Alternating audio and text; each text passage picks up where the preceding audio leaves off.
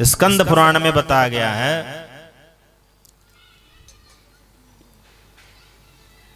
कि श्रीमद् भागवत कथा 4 प्रकार की होती है। श्रीमद् भागवत कथा 4 प्रकार की होती है। तामस पारायण, राजस पारायण, सात्विक पारायण, निर्गुण पारायण।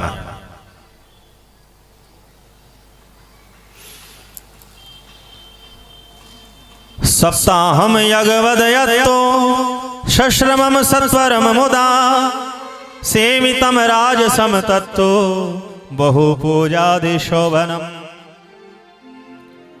सप्ताहम यज्ञवत, जिस भागवत कथा को 7 दिन में ही पूर्ण करने का प्रयोजन रहता है, 7 दिन में पूर्ण करनी है।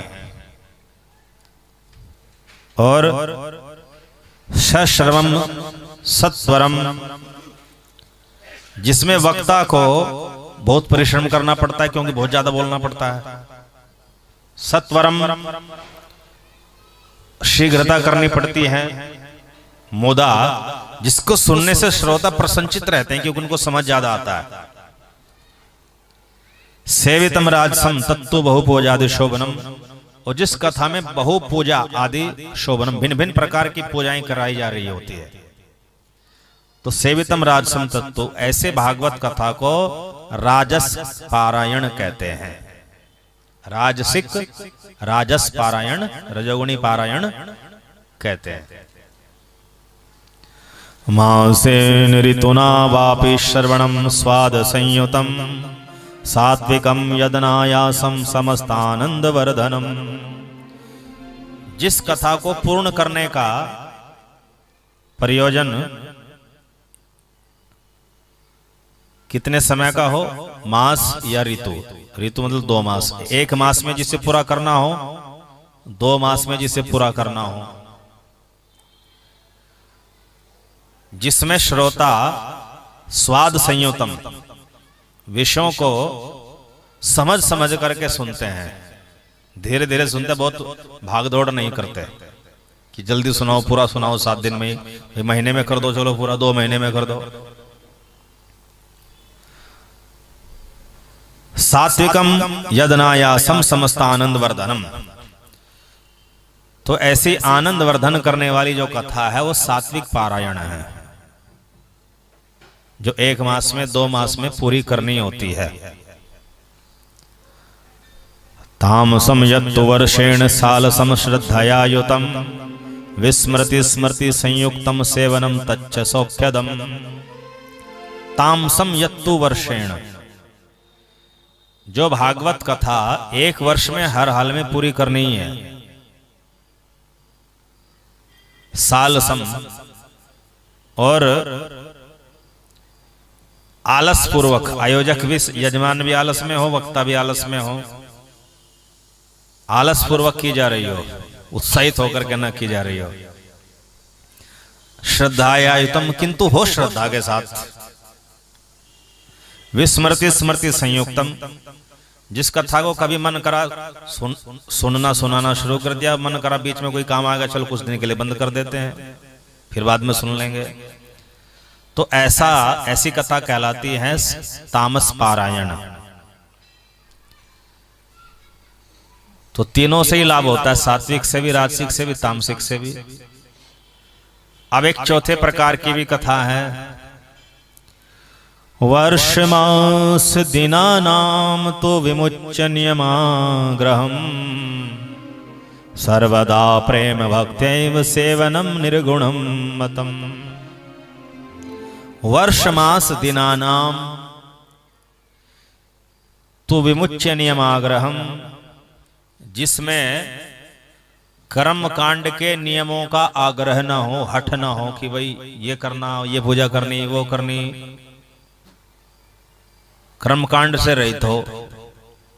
वर्ष मास दिना नाम तो विमुच्य, और जिसमें ये बंधन भी ना हो कि ये 7 दिन में पूरी करनी है, या 1 महीने में पूरी करनी है या 1 वर्ष में पूरी करनी है।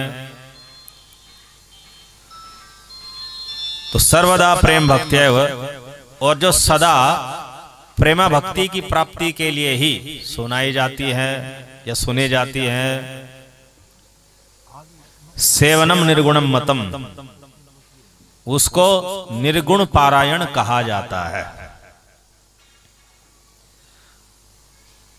पारीक्षिते अपि संवादे निर्गुणम तत्प्रकृतितम तत्र सप्तदिनानाख्यानम तदायुर्दिन संख्यया। पारीक्षिते अपि संवादे निर्गुणम तत्प्रकीर्तितम। परीक्षित और सुखदेव जी ने जो कथा कही सुनी थी वो भी निर्गुण पारायण था। तत्र 7 दिन आख्यानम, वहां सारे आख्यान 7 दिन में पूरे करने पड़े। तदायुर्दिन संख्या, उसका कारण था कि परीक्षित की आयु ही 7 दिन की थी, इसलिए 7 दिन सुनाई गई थी वो। और वो 7 दिन ऐसा नहीं कि थोड़ी बहुत देर सुनाई गई हो, 24 घंटे लगातार 7 दिन तक चली थी। न दिन में रुकी न रात में रुकी, 168 घंटे नॉन स्टॉप कथा हुई थी।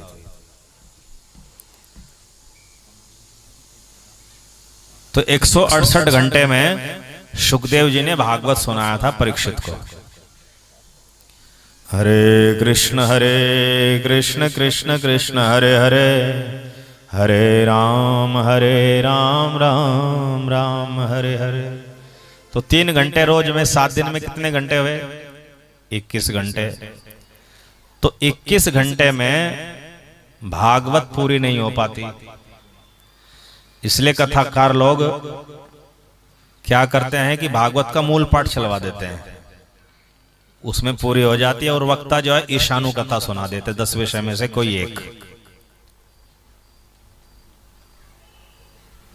किंतु एक दूसरा मार्ग भी है, बिना मूल पाठ के भी भागवत पूरी हो जाएगी 7 दिन में। वो मार्ग है कि जो भागवत का मूलभूत विषय है आश्रय तत्व, उसको केंद्रित करके सुनाया जाए और चतुश्लोकी भागवत का उच्चारण उस कथा में अवश्य किया जाए। तो चतुश्लोकी भागवत का जो फल है वो उतना ही है जितना पूरे भागवत का। तो चतुश्लोकी भागवत यदि वक्ता सुना देता है और जो भागवत कथा 10वें विषय पर केंद्रित होती है, तो उसको सुनने से पूरी कथा सुनने का ही फल मिलता है। अब जो निर्गुण पारायण है, परीक्षित ने भी 7 दिन कथा सुनी, किंतु उसको राजस पारायण नहीं बोला गया, जबकि 7 दिन वाली कथा तो राजस पारायण है। महीने या ऋतु वाली कथा जो है सात्विक पारायण है, वर्ष वाली कथा वर्ष पारायण है, और जिसमें दिन मास और वर्ष की बाध्यता ना हो वो निर्गुण पारायण है। किंतु परीक्षित के मामले में तो 7 दिन की बाध्यता थी, वो फिर भी निर्गुण पारायण क्यों थी? वो इसलिए निर्गुण पारायण थी क्योंकि परीक्षित जो श्रोता थे वो उत्तम कोटि के थे, और सुखदेव जी जो वक्ता थे वो भी उत्तम कोटि के थे। तो यदि वक्ता और श्रोता दोनों उत्तम कोटि के हो, भागवत के 10वें विषय पर केंद्रित हो, 10वें स्कंद की बात नहीं कर रहा, 10वां विषय आश्रय तत्व पर, तत्व ज्ञान पर केंद्रित हो, जिसमें चतुश्लोकी भागवत का भी अनिवार्य रूप से उच्चारण किया जाए, तो वो कथा भले ही 7 दिन में सुनाई जा रही है, किंतु वो निर्गुण पारायण ही कहलाएगी।